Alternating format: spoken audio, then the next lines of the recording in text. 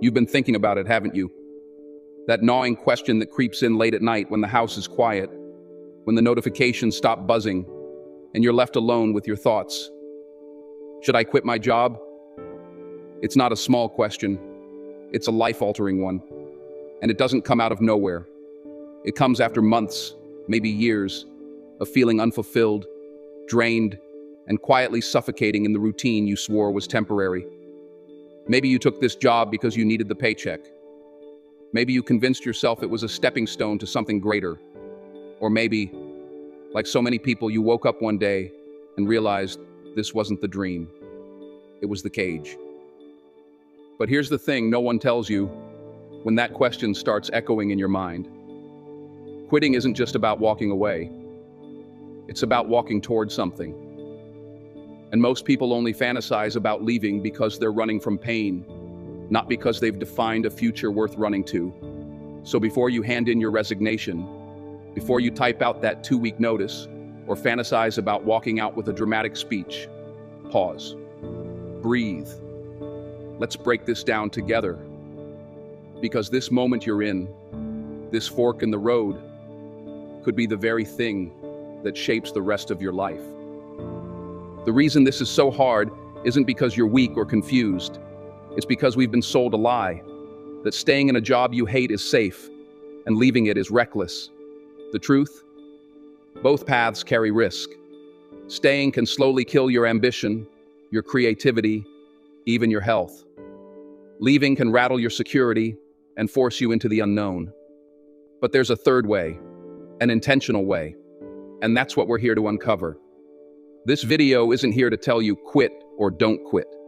It's here to give you the clarity, the courage, and the strategy to make a decision you won't regret. A decision that's yours, not made for you by fear, family pressure, or social expectations. So let's begin at the beginning. Why do you want to quit? Not the polite version you tell your friends, the raw truth. Is it because you're undervalued? Overworked? Is it because you've outgrown this version of yourself? Or is it because deep down, you know you're meant for more? Get honest. Because quitting your job without understanding your why is like leaving your house without knowing where you're going. You'll just end up lost somewhere else. Think about this. The average person spends over 90,000 hours at work in their lifetime. That's a third of your life. Would you give a third of your life to something that drains you with no plan to change it? That's what this decision is really about. Not just a job, but your one life. The stakes are high because your energy, your peace, and your future are on the line. And if you feel that in your gut right now, good. That discomfort you're feeling, that's your inner compass telling you something is off. But instead of silencing it, we're going to listen to it. Here's your first challenge. And it's not to quit. It's to pause and get brutally clear. Write down your reasons for wanting to leave. Not one or two vague feelings, but every frustration, every moment you swallowed your voice, every time you came home too exhausted to even feel alive. Then, write the opposite. What would your ideal workday feel like? Not just what you do, but how it feels. Free, inspired, challenged, respected, energized. This exercise is the first step to reclaiming your agency. Because quitting isn't just about closing a door, it's about choosing which door to walk through next. And here's a truth that might sting a little. Quitting your job won't magically fix a broken mindset. If you hate your boss, your hours, your commute, but you also procrastinate, self-sabotage, and avoid responsibility, you might just carry those patterns into the next thing. So before you throw the whole job away, ask yourself, what part of this pain is within my control? Can I set boundaries? Can I communicate what I need? Can I upskill, pivot, negotiate? Sometimes the real escape isn't leaving. It's leveling up where you are until you're truly ready to go. But if you've done all that, if you've tried, really tried, and it still feels like you're living someone else's life, then you owe it to yourself to explore what leaving really means. Not the fantasy version, but the honest, gritty, unfiltered version.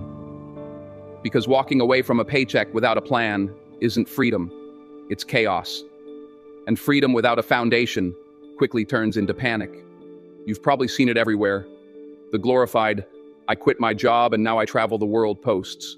The videos of people throwing their resignation letters like confetti.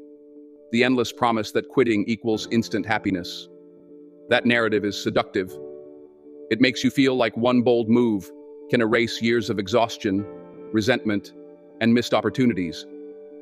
But here's what they don't show. The anxiety at 2 a.m., when the bills start piling up, the hollow silence when the applause fades, the weight of realizing freedom isn't free. It comes with responsibility, planning, and discipline. Quitting your job without a strategy is like jumping into the ocean because you hate the shore, without knowing if you can swim or even where the land is. And that's where so many people make their mistake. They confuse relief with freedom. Relief is temporary. It's that sigh of "finally, I'm done" when you walk away. But freedom is sustainable. It's the ability to live on your own terms without constantly fearing the next bill, the next obligation, the next regret. So before you let the fantasy win, I need you to slow down and ask the uncomfortable questions. Do you have savings? Not just enough to survive for a few weeks, but a runway, 3 to 6 months of living expenses at minimum. Because here's a truth you can't ignore. Even the most passionate dreams take time to pay the bills. And during that gap, when your bank account starts shrinking, your passion can start feeling like pressure. You don't want your dream to become another job you resent. Next, what's your exit strategy? Not your resignation letter, your bridge. If your job is the island you're standing on, what's the bridge you're building to the next place? A side hustle? A freelancing skill? A business plan that's been validated, not just imagined? Or is it a clear career pivot where you've already laid the groundwork? Leaving without a bridge is like burning the only boat you have and hoping you float. But let's also talk about the other side, the price of staying. Because it's not just quitting that comes with a cost. Staying in a job that crushes your spirit, slowly drains you in ways you can't always measure. The energy you don't have for your family, the creativity you stop expressing, the self-belief that erodes a little each day. That's the invisible debt you pay when you stay somewhere you've outgrown. And for some people, that cost ends up being far higher than the fear of the unknown. This is why clarity is everything. Most people make this decision out of one of two emotions: panic or frustration. Panic makes you jump without looking. Frustration makes you simmer for years without moving. Neither creates freedom. What you need is a decision born from intention. And intention starts with truth. Are you quitting because you're broken or because you're ready to grow?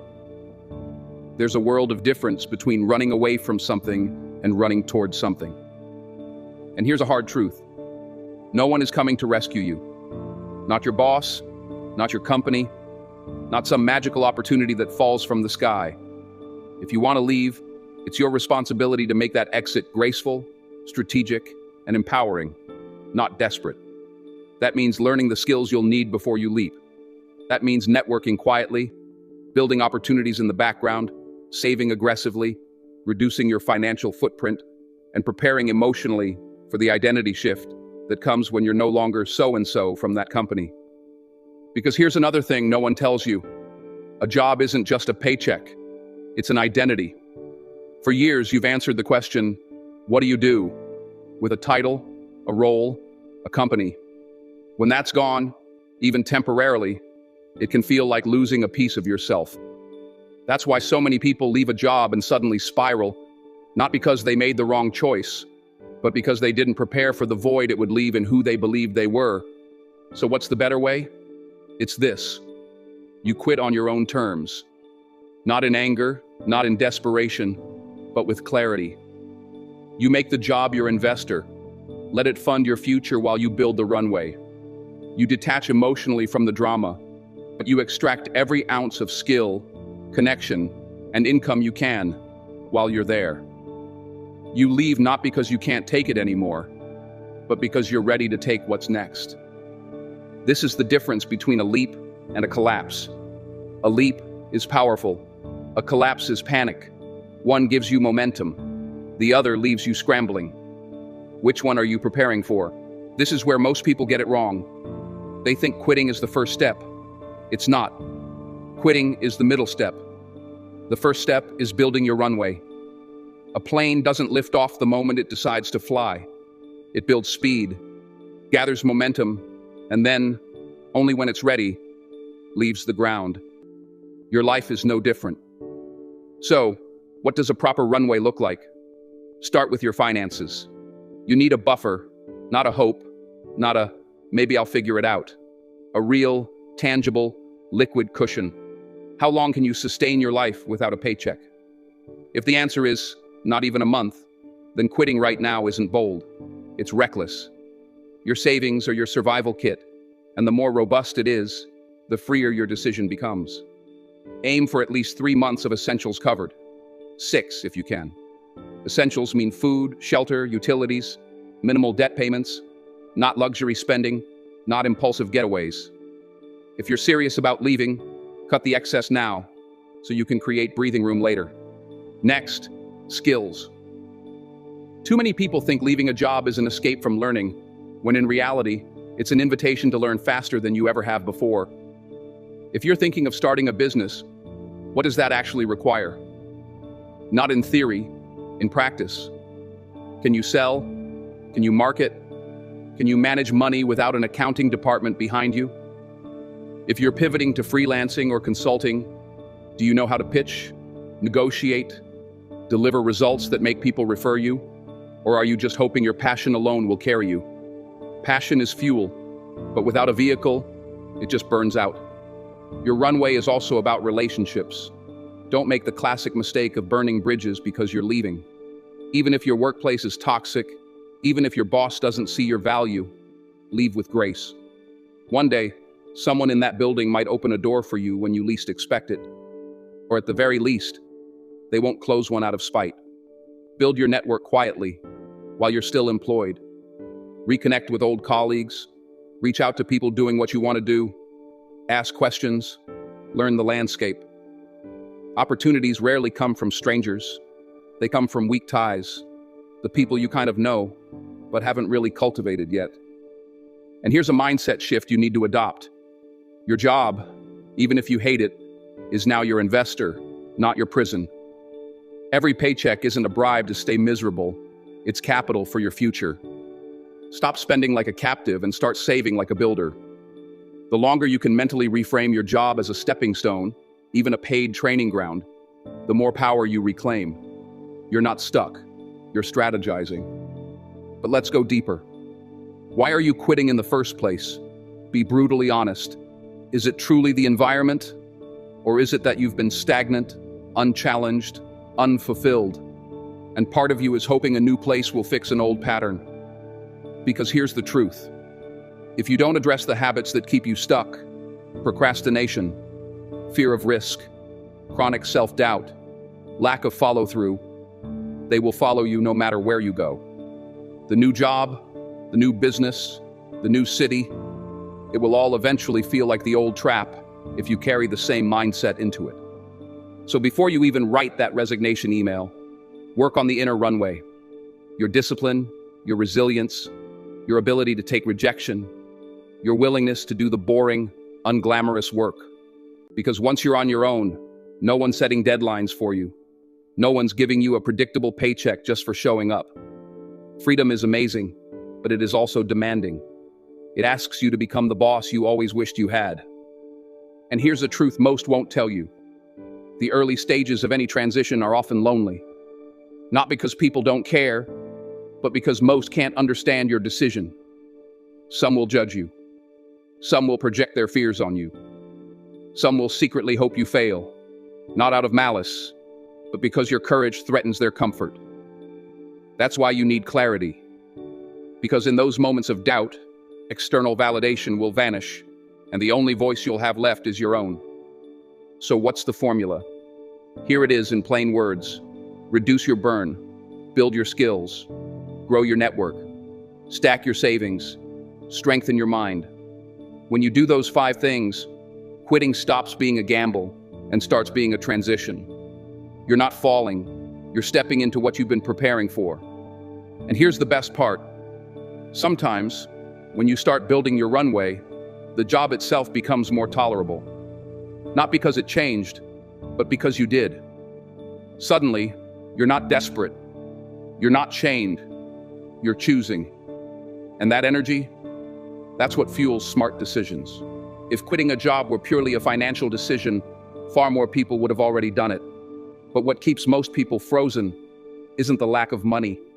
It's the invisible prison of the mind. These traps are subtle, deceptive, and they keep you chained long after you've outgrown your role. The first trap is what many call the golden handcuffs. You might hate your job, dread Mondays, and fantasize about walking away. But then you look at your paycheck, your benefits, your health insurance, your annual bonus, and suddenly you convince yourself it's not that bad. Comfort, even when toxic, is still comfort. It whispers, why risk it when you're surviving just fine? But here's the real question. Is survival what you were born for? Or are you quietly dying inside while your lifestyle inflates just enough to keep you tethered? Golden handcuffs work because they upgrade your life just enough to make you afraid of losing it. The nicer car, the better apartment, the subscription boxes, the dinners out. One promotion later, you're not richer, you're just more trapped. If you want out, you need to break this illusion. Money that costs you your soul isn't wealth, it's ransom. Real freedom often starts with downsizing, simplifying, and learning to live below your means, not above them. Another trap is the identity trap. You've been the reliable one, the manager, the star employee, or even just the one who always shows up. Over time, that identity becomes a shield. Without this job, who are you? What do you tell people at parties? What do you tell yourself? We fear quitting not just because of the paycheck, but because it strips away a title that has been standing in for our self-worth. If this sounds like you, remember this. Your job is something you do, not who you are. Titles can be taken, companies can close, industries can change overnight, but your skills, your values, your character, those travel with you. The moment you start separating your identity from your employment, you reclaim a part of yourself you didn't even know you lost. Then comes the sunk cost fallacy. This one is brutal. I've already invested too much to walk away now. Years of late nights, missed weekends, extra effort, climbing the ladder, and for what? We cling to jobs because we want the suffering to mean something. But here's the truth. Your past investment is gone. The only thing that matters is whether staying makes sense for your future. Sinking more time into a path that's already draining you isn't loyalty, it's fear, dressed as logic. Think of it this way.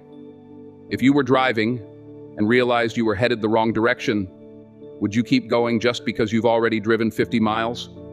Or would you turn the wheel? Quitting isn't wasting your effort, it's redirecting your life. And then there's the fear of the unknown, the biggest trap of them all. You know your current discomfort. It's predictable, even manageable. But what lies beyond that resignation letter? What if you fail? What if the new path is worse? What if people laugh at you? Fear thrives in uncertainty, and your brain, hardwired to avoid danger, will always choose familiar misery over uncertain possibility unless you retrain it. The antidote: evidence. Not fantasies. Evidence. Start small experiments. Freelance on the side. Start that side hustle. Take that online course. Volunteer in a field you're curious about. Collect proof that life beyond your job isn't just survivable, it's potentially better.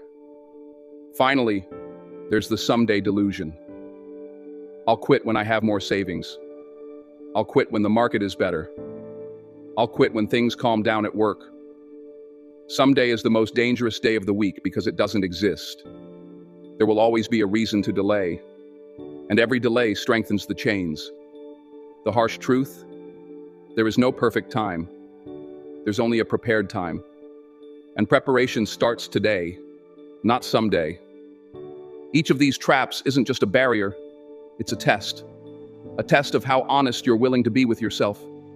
Because until you name the trap, you'll keep walking in circles, calling it responsibility when it's really fear. In the next part, we'll go into the blueprint for transition, how to actually leave without sabotaging your future, and how to move towards something instead of just away from something. Quitting your job isn't just about saying, "I'm done." It's a strategy. It's a carefully designed bridge between where you are now and where you want to go. Too many people leap without a plan. They burn out, send a resignation email in a moment of frustration, and then find themselves drowning in panic a month later. That's not courage. That's chaos. The real strength lies in building a deliberate path that minimizes risk while maximizing momentum. Here's how to do it. First, get brutally clear on your reason for leaving. If it's just, "I hate my boss," that's not enough. If it's, "I'm bored," that's not enough either. Dig deeper. Is it a lack of growth? Misalignment with your values? No room for creativity?